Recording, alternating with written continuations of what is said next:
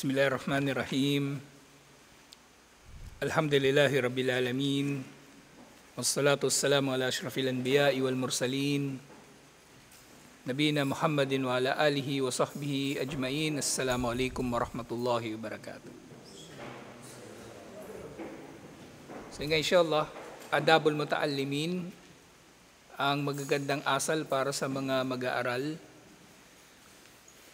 Sinimulan natin yung nakaraan yung pagtalakay sa ikhlas para sa isang mag-aaral. At mahalaga ito kasi lahat naman ng bagay ay dapat may ikhlas.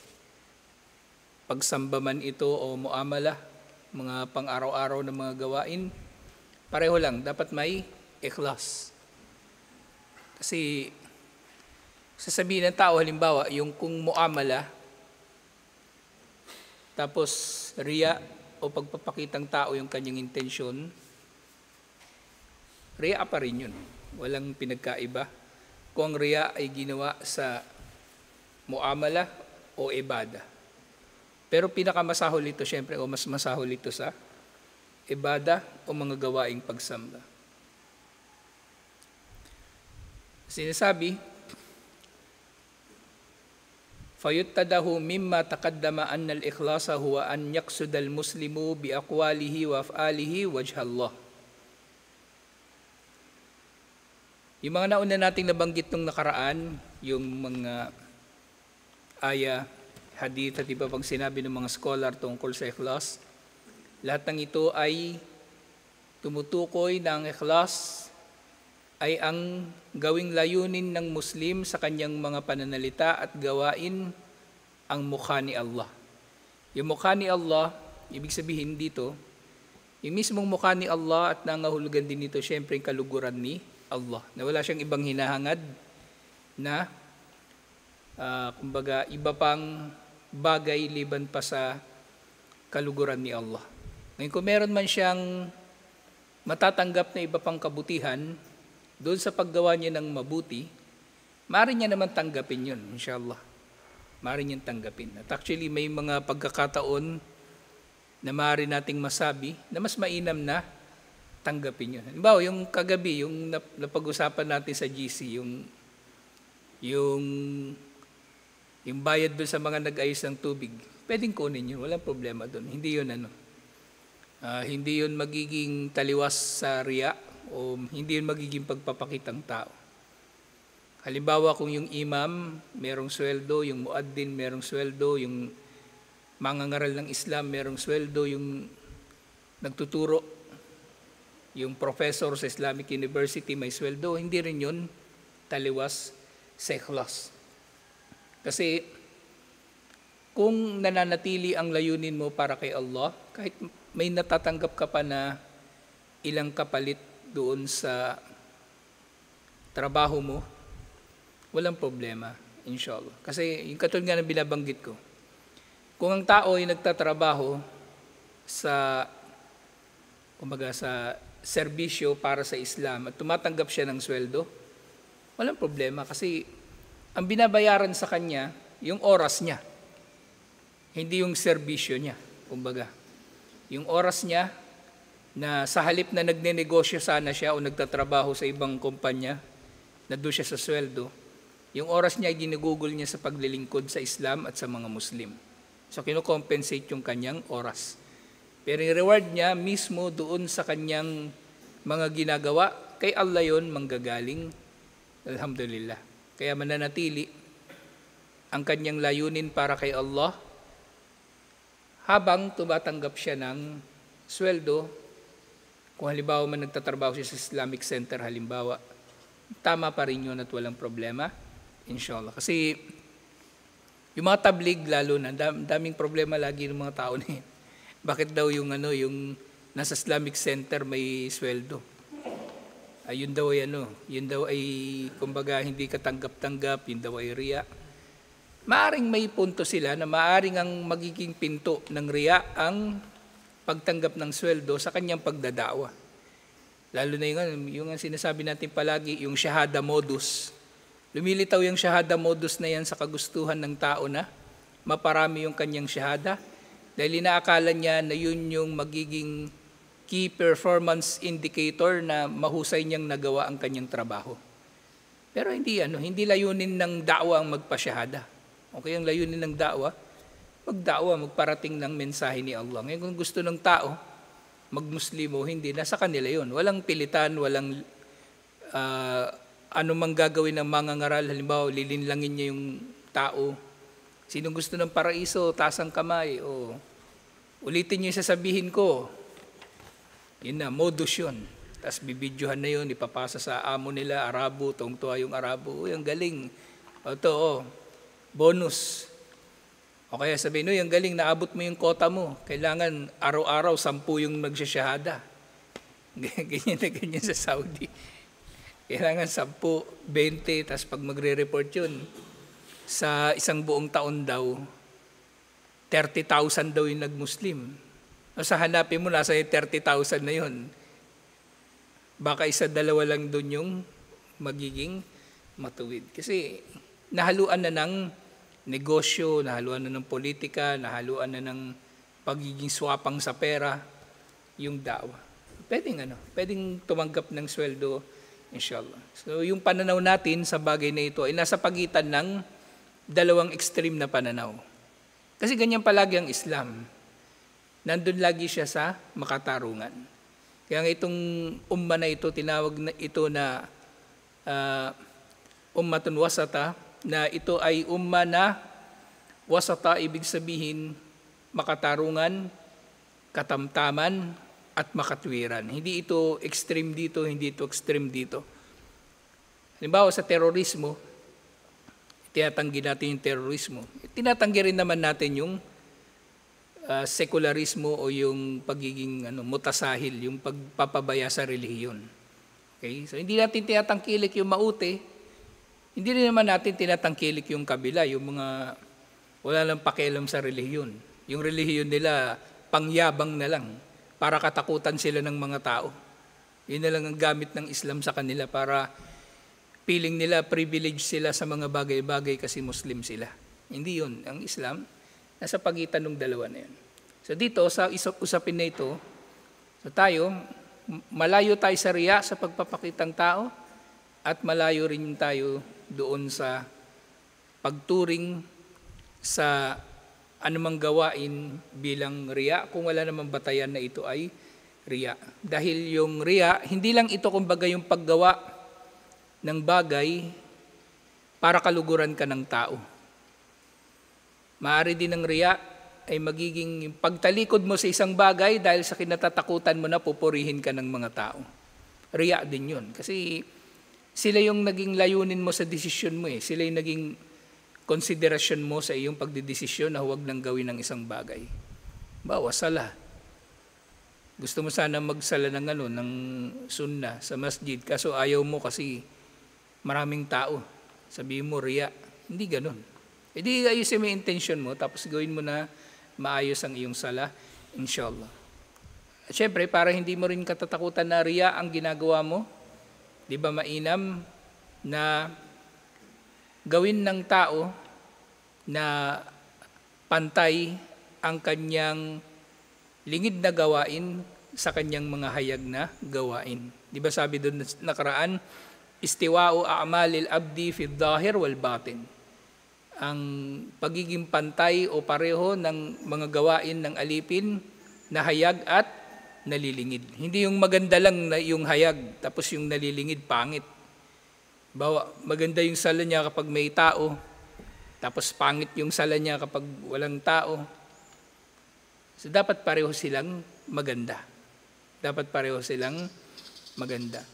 Kasi hindi rin naman tama, naisipin mo, pagagandahin mo yung sala mo na kapag walang nakakakita, tapos kapag may nakakakita, papapangitin mo yung sala mo, bibilisan mo, hindi mo ayusin yung ruko, hindi ganun.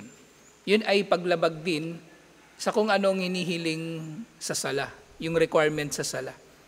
Lalong-lalo na yung rukun dito, yung tuma'nina o yung kapanatagan.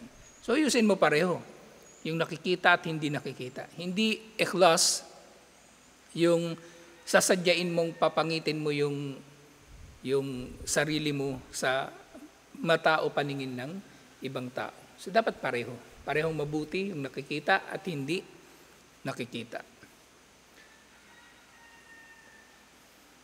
So dito karugtong, yun nga, an yaqsid al-muslimu bi aqwalihi wa af'alihi wajha Allah.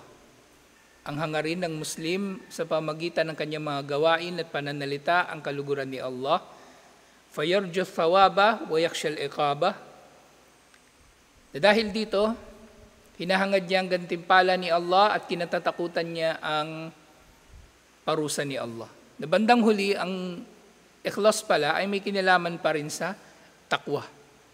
Na anyway, itong ang dalawa na ito, kasama yung tawakkul, pananalig kay Allah, kasama yung raja, pag-asa kay Allah, mahabba, pagmamahal kay Allah. Lahat ng ito ay tinatawag na a'malul qulub, mga gawain ng puso. Gawain ng puso. Na ito ay unang-una nasa puso at maaring wala itong physical na manifestasyon. Ang ibig sabihin, kumbaga, hindi masusukat sa itsura ng tao kung ano yung antas ng kanyang takwa. Hindi masukat sa itsura ng tao kung ano yung antas ng kanyang ikhlas. Okay? Hindi ito nasusukat sa physical na anyo ng tao. So, halimbawa, merong tao, akala niya, kapag maglalakad siya, mabagal, nakayuko, tas hindi niya kinakausap yung mga tao, akala niya yun na yung takwa, yun na yung iman, yun na yung pagpapakita ng ikhlas. Hindi rin. Okay? Hindi rin. Bawa sa Facebook, gamit ka ng ghost account kasi sabihin mo ikhlas. Hindi ikhlas yun. Marami sa mga gumagamit ng ghost account, gumagamit yan ng ghost account para gumawa ng katarantaduhan, kalokohan, para hindi sila mananagot. Para hindi sila mananagot. Kasi wala anonymous sila eh. Kahit mag-post sila ng mag-post tungkol sa maute o kung ano, mumurahin nila yung ulama, malakas loob nila kasi anonymous sila. Hindi yun ikhlas. Hindi yun ikhlas. Actually, pareho lang eh.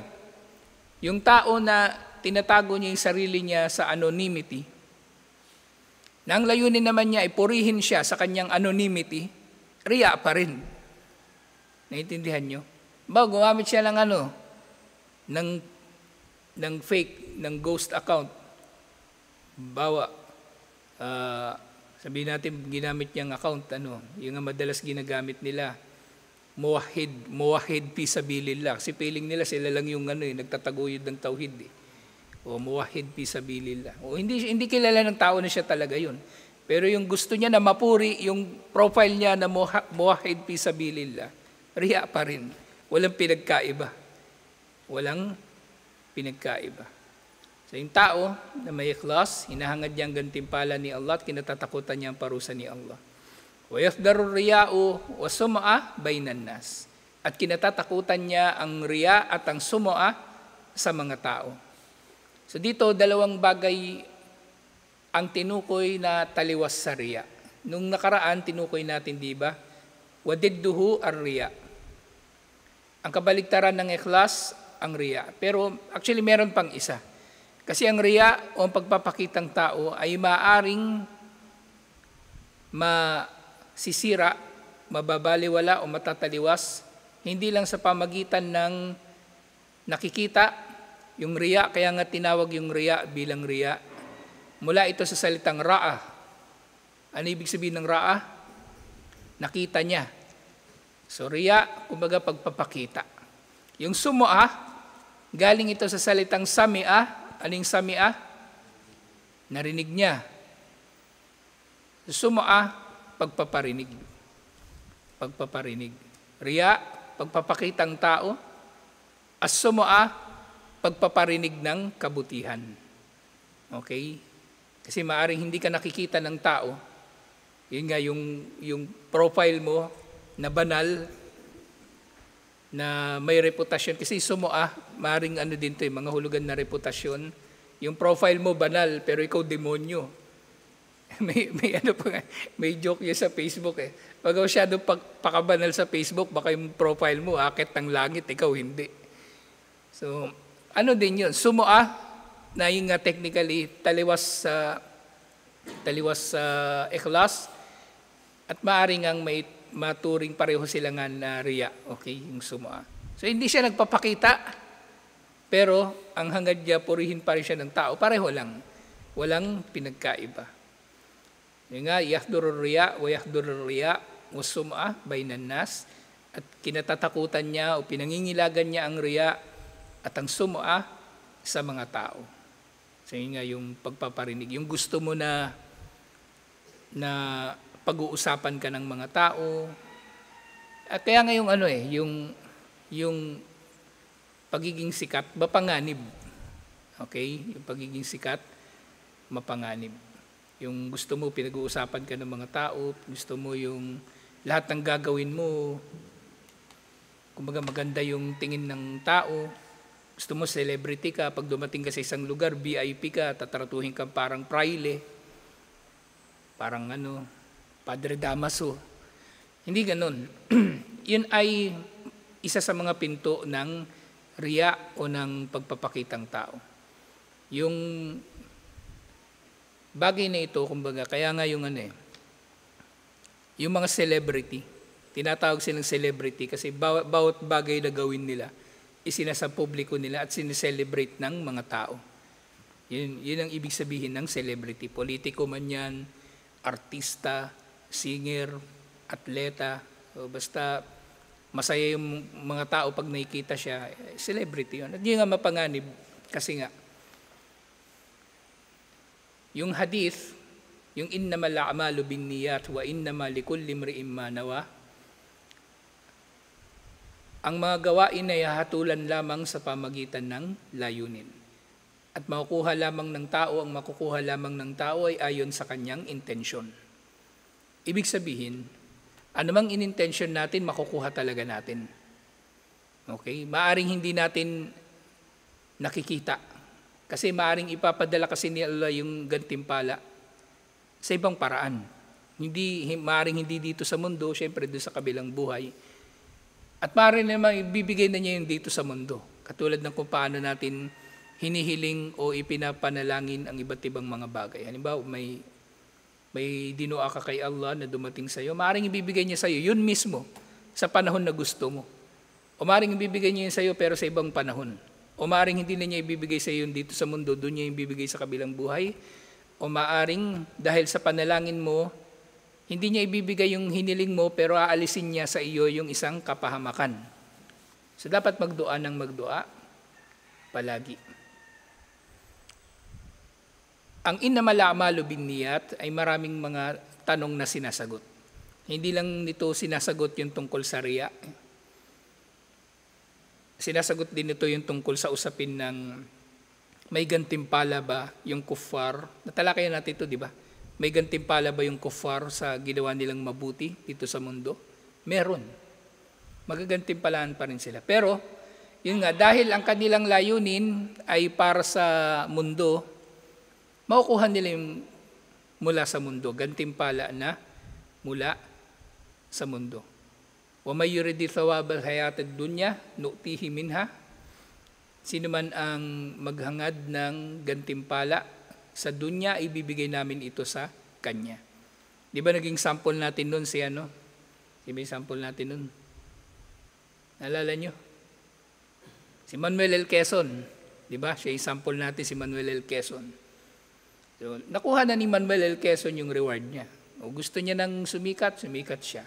Pinangalan sa kanya yung dating capital ng Pilipinas, Quezon City, na binalik lang ni Marcos, ginawa niya uling Maynila. Merong Quezon Province. Ang dami-daming eskwelahan pinangalan sa kanya. Ginawa siya ng napakaraming rebulto. Tandun siya sa anong pera yun yung may Manuel L. Quezon? 20 pesos. O, sikat na siya, nakuha na niya yung gusto niya. Yun yung reward niya. Pero sa kabilang buhay, wala na. So yung Muslim, daiya, vlogger na naghahangad ng kasikatan, bibigay talaga yun sa kanya ni Allah. At yung nakakatakot to, yun na lang, wala nang iba. Sumikat na siya dito sa mundo. Nung namatay siya, ginawan pa siya ng tarpaulin. Kulang na lang, ipagtayo siya ng monumento. Maraming pinangalan sa kanya kung ano-ano. Baka yun nakakatakot, baka yun na lang yung makukuha niya. So katakutan din natin yung lalo na sa ating mga sarili. Yung pagpapakitang tao. Kasi siguradong ibibigay ni Allah sa atin yung hinangad natin. Ibibigay ni Allah sa atin yung hinangad natin. So dito sinabi, walidha qala al-Qadi Iyad rahimahullah. So sinabi ni Qadi Iyad, si Qadi Iyad taga North Africa na scholar, na buhay siya ng mga 1100s. So sinabi niya, tarkul amala min ajlin nasi riya. Ito yung sinasabi ko kanina. Nang riya, hindi lang ito yung paggawa ng mga bagay para kalugdan ka o purihin ka ng mga tao. Maaari ring mangyari na hindi mo ginagawa yung isang gawain dahil sa mga tao at ito ay riya. Na sinabi nga niya, tarkul amali min ajlin nasi riya. Ang pag-iwan ng anumang gawain para sa mga tao o dahil sa mga tao ay pagpapakitang tao rin. Yun nga, ayaw mong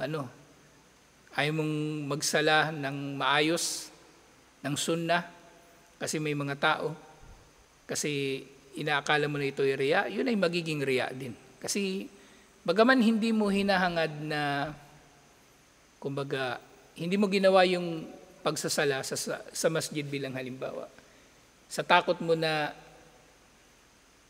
makagawa ka ng riya o mapagbintangan ka na nagre-riya. Yun yung isang dito.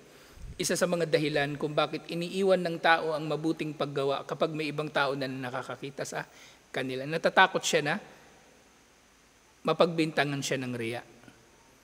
At kapag natatakot ka na mapagbintangan ka ng riya, ibig sabihin din ito, gusto mo na mapuri ka ng tao dahil sa iyong ikhlas.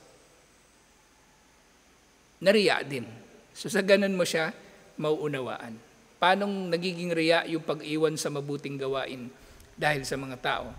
Kasi yung tao na hindi gumawa ng bagay dahil sa ibang tao ay natatakot na mapagbintangan siya ng riya dahil ang gusto lang niya ay ang mapuri siya sa kanyang ikhlas. At ito yung isa sa mga, kumbaga, contradiction o paradox, kabalintunaan sa usapin na ito. Yung tao, hahangarin niya na mapuri siya ng iba sa kanyang ikhlas.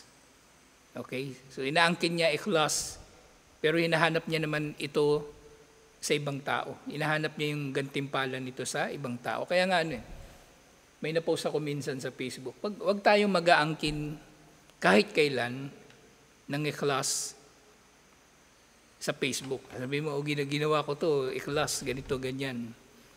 Tapos maya-maya, ando naman yung GCash mo. Tapos maya-maya, sabi mo, sira yung camera mo, sira yung kadena mo, sira yung kung ano-ano mo. Wag ka na magbabanggit na lang ng ikhlas. Si Allah ang tunay na nakakabatid ng ating ikhlas. Yung ibang tao, walang yan. Sige, purihin ka nila. Walang saysay yun, wala nang silbi yun. Kaya nga, naihalin tulad natin nung nakaraan, ang ikhlas bilang relasyon, kaya sinasabi ang ikhlas, sirun bainal abdi wa rabbihi. Ito daw ang sikretong relasyon sa pagitan ng alipin at ng kanyang Panginoon. Sikretong relasyon. Ibig sabihin silang dalawa lang talaga yung konektado. Wala nang ibang nakakonekta doon. Ganun ang ikhlas. Ibig sabihin, katulad halimbawa sa trabaho, kapag meron kang gagawin at pinaguhusay mo ito, gawin mo itong mahusay dahil sa gusto mo na matuwa sa iyo yung amo mo, yung boss mo, di ba? Ngayon kung mayroon masasabihin sa iyo yung mga katrabaho mo, wala nang kinalaman yun doon. Wala silang may tutulong sa iyo na kahit na ano. Kasi ginagawa mo yung trabaho para matupad mo yung obligasyon mo na gawing maayos ang iyong trabaho. Na relasyon mo sa iyong amo. So ganun din sa ikhlas. Wala nang saysay ang sasabihin ng mga tao tungkol sa ginawa mo. Maganda ba yan o ano man yan. Basta alam mong tama, alam mong ginawa mo para kay Allah, yun ang tama na gawain, inshallah. So nga, tarkul amali min ajlin nasi riya. Ang pagtalikod sa anumang gawain para sa mga tao ay riya. Wal amalu min ajlin nasi shirk. Ito na, yung mas mabigat na sinabi niya. So kanina, sabi niya, yung pag-iwan ng gawain, mabuting gawain, dahil sa mga tao ay riya. Dahil nga siya technically ay nagnanais na mapuri dahil sa kanyang ikhlas. Pero, al-amalu min ajlin nasi shirk. Ang paggawa ng anumang mabuting gawain, alang-alang sa mga tao ay shirk, pagtatambal kay Allah. Di ba yung riya, anong klaseng shirk yung riya? Shirk naman talaga yung riya, di ba? Anong klaseng shirk yung riya? Shirkun asgar, maliit na shirk. Shirk pa rin. Bakit kaya siya naging shirk? Kasi ang tao na sumasamba sa iba paliban kay Allah, naghahangad ng gantimpala, pakinabang at pag-alis ng pinsala sa mga rebulto, sa iba pang sinasambaliban kay Allah. Kaya sa shirk. Shirk, ibig sabihin, galing ng salitang shirk sa salitang syaraka, ibig sabihin, ginawang partner o sinalihan, hinaluan, ganun, syaraka. Sa shirk o syarika, pwede rin. Sa yung tao, hinahaluan niya yung pagsamba niya kay Allah pagsamba, hinahaluan niya yung pagsamba niya kay Allah ng pagsamba sa iba paliban kay Allah. At doon siya naghahangad ng gantimpala o biyaya. Tingnan niyo mga sumasamba sa iba paliban kay Allah, di ba? Sumasamba kay Jesus, sumasamba kay Maria, sa mga anghel, sa mga santo. Kapag nananalangin sila sa mga ito, di ba hinihilang nila sa mga ito yung mga hinihiling kay Allah lang dapat? Biyaya, anak, trabaho, paggaling ng sakit. Lahat yun kay Allah lang dapat hinihiling, pero hinihiling nila sa iba. So yung riya, kaya ito naging shirk. Maaring shirkun asgar ito, pero huwag kayong palilin lang sa shirkun asgar na tawag dito ng mga scholar. Hindi naman siya sinasabi kong masama na tinawag nila itong shirkun asgar.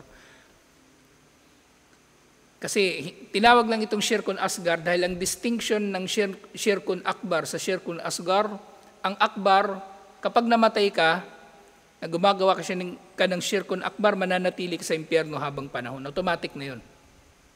Yung shirkun asgar, kapag mamatay ka na gumagawa ka ng shirkun asgar na hindi ka nagtauba, maaring tatapon ka sa impyerno, pero dahil Muslim ka, ipapasok ka pa rin sa paraiso. Pagbabayaran mo lang yung shirk mo. Bakit naman napakatindi ng parusa? Isipin mo, bakit impyerno yung nagpapakitang tao? Kasi yung nagpapakitang tao, technically, naghahangad siya ng gantimpala sa kapwa niya tao. Ginawa niyang katambal yung kapwa niya tao ni Allah. Ginawa niyang katambal ni Allah yung kanyang kapwa-tao. Doon siya nanghihingi ng kanyang gantimpala. Doon siya nanghihingi ng kanyang gantimpala. So shirk. Ginawa niyang katambal ni Allah ang mga tao. Nasa halip na naghahangad siya ng biyaya ni Allah, naghahangad siya ng GCash. Minsan may ano pa yun bank account talaga o Palawan. Kompleto Kompleto ilalagay nila. Dati meron pang nawala na ngayon hindi ko na alam kung meron pa yung smart padala. Kompleto yun. May nakita ko minsan nag-post ganun, ang daming option paano magpadala ng pera sa kanya. Pati PayPal. Meron. Yung PayPal madalas ginagamit lang yun sa international na trabaho. Yung kapag yung boss mo nasa ibang bansa, siya may PayPal din. So yun ay shirk talaga. Ang riya ay shirk talaga. At actually itong riya nga, shirkun asgar siya, pero ang lahat kasi ng shirkun asgar actually papunta sa shirkun akbar. Lahat. Yung paniniwala sa mga pamahiin, di ba? Pampaswerte, pantanggal ng malas, pantaboy ng aswang. Lahat yung shirkun asgar, maliit na shirk. Hindi nagiging kafir yung tao. Pero kapag yung paniniwala niya na yun, naging komplikado na, naging parang relihiyon na sa kanya, at naniniwala na siya nang nagdudulot ng pakinabang at nag-aalis ng pinsala, yung kanyang anting-anting, o yung pusa na kumakaway, o yung sinabit niya na, ano ba tawag doon, yung octagon na, yung sa inchik, yung merong salamin? Ha? Ano? Bagwa? O yun, magiging shirkun akbar na yun. Magiging shirkun akbar. Tapos naglagay ka pa sa bahay mo ng kung ano-ano na magiging syirkun akbar siya. Lahat ng syirkun asgar, patungong syirkun akbar kapag lumala. At ang riya, kapag lumala sa tao, yung pagpapakitang tao, lumala sa tao, ito'y magiging syirkun akbar din. At hindi lang ito basta-bastang syirkun akbar, ito ay syirkun akbar sa anyo ng nifaq, pagiging munafik, pagpapanggap na Muslim. Wala ka lang iman eh. Kumaga, yung tao na lang talaga yung gusto mo na malugod sa'yo. Kaya nga yung mga munafik, sila yung magkakaroon talaga ng pinakamatinding parusa sa impyerno. Kasi dito sa mundo, hinahangad nila na linlangin si Allah at ang mga mananampalataya. Yukhadi'un Allah walladina amanu. Hinahangad nila na linlangin si Allah at ang mga nanampalataya. Subalit wala silang nililinlang liban na lang sa kanilang mga sarili nang hindi nila nalalaman. Akala nila nakapuntos sila pero wala. Sila mismo yung nililinlang ng kanilang mga sarili. So yung matinding riya ay nifaq. Kaya nga yung riya na syirkun asgar, sinasabi ng mga scholar, ito yung riyaun yasir. Yung konting riya. As in konting-konti lang. Hindi yung matinding riya. Yung matinding riya, nifaq na yun. Kaya nga yung shahada modus, yung nga inuulit-ulit ko, bakit lagi ko nababanggit yung shahada modus? Hindi ko yun binabanggit dahil galit ako doon sa mga tao na yun.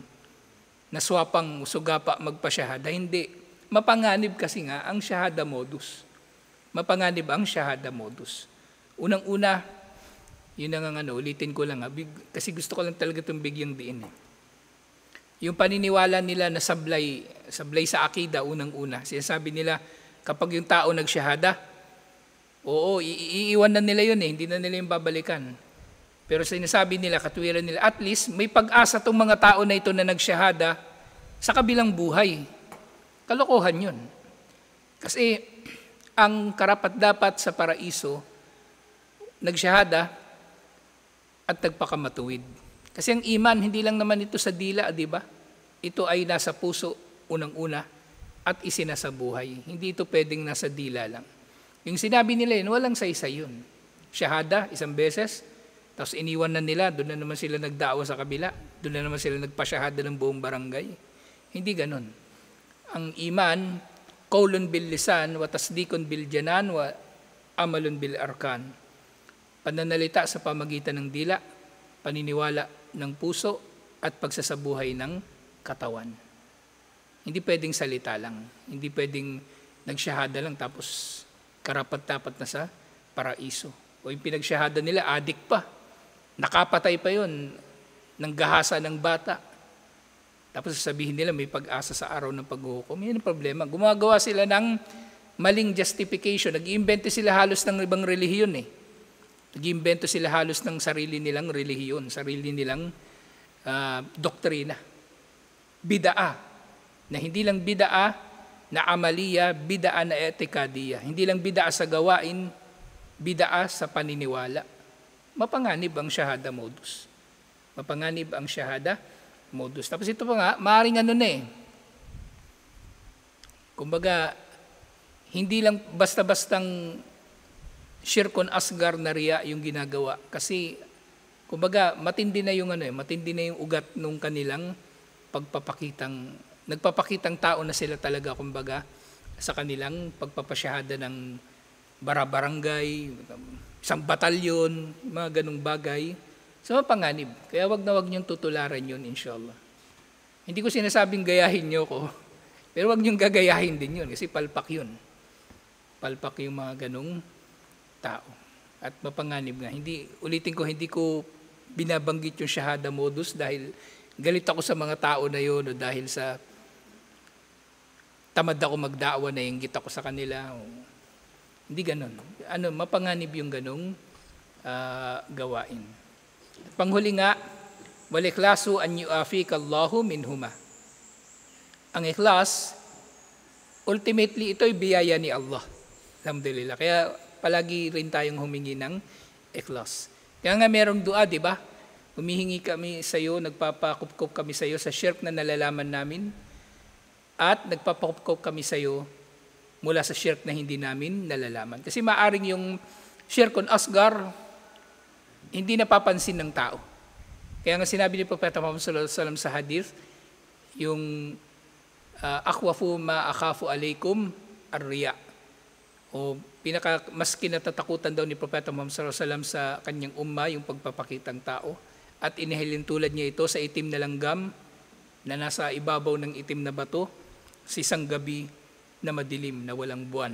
So minsan yung riya kasi ano na yun kumbaga hindi na natin napapansin. At yung yung riya, gabuhok na lang yung pagitan ng riya sa iba pang mga gawain na mabubuti. Sa Facebook, magpo-post ka para magpaalala, magbigay ng magandang balita, o maghimok sa iba na gumawa ng mabuti. Gabuhok na lang ang pagitan ng mga yun sa riya. Isipin mo, gumagawa ka ng mabuti, pero nagpapakitang tao ka na pala. Isipin mo, sasabihin mo palagi sa mga tao, like, share, subscribe. Kasi yung iniisip mo, ang gusto mo, dumami yung subscriber mo para mas maraming maparatingan ng mensahe mo. Pero riyaan na pala, ang gusto mo, sumikat ka at walang papakinggan ng mga tao liban sa'yo, yun ay riya at mapanganib nga. Kaya dapat tayo magpapakupkup kay Allah subhanahu wa ta'ala laban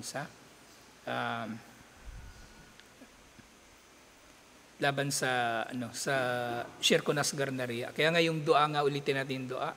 Allahumma inna nastagfiruka an nushrika bika bima na'lam. O Allah, humihingi kami sa iyo ng tawad sa kasalanan na kami ay magtatambal sa iyo ng nalalaman namin.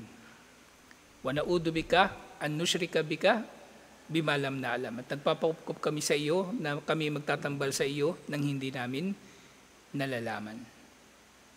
Yung dua na yun, pwede naman Tagalog, walang problema. Okay? Pwede magdua nun sa kahit na anong panahon, oras na bakante kayo inshallah. Hindi nakatulala lang kayo kung walang ginagawa. Wal ikhlasu an yu'afik Allahu minhuma. Yung nga, ang ikhlas ay ang pangalagaan ka ni Allah mula sa dalawang ito, ang riya at sum'a. Na ito, alhamdulillah, yung napakagandang payo o pangaral mula kay Qadi Iyad rahimahullah. So tutuloy natin ito next week. Inshallah. Assalamualaikum warahmatullahi wabarakatuh.